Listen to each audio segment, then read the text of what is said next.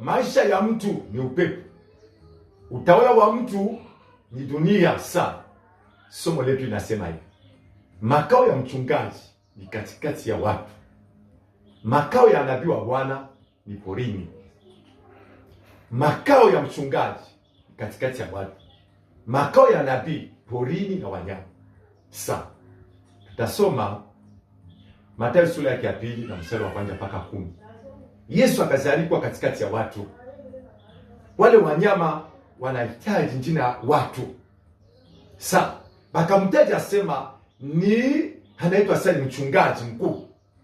Yaani mchungaji makao yake ni katikati ya watu.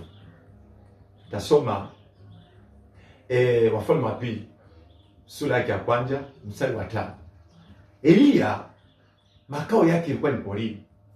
Yaani nabii wa Bwana anapendeza kwa makao yake, anaongea na Mungu pasipo kujua kusikiliza watu. Siku ambayo Mungu atamtumia ujumbe, nenda, anaenda kutoa live. Ni kweli kama Mungu anakuwa kuleta tena wanabii kwa katikati pale. Sasa wasisikilize maneno ya watu. Wasitabiri maneno ya watu tu kusikiliza. Sasa nilisikia fulani anaanza kutabiri. Ni vibaya sana, watapata laana. Amina.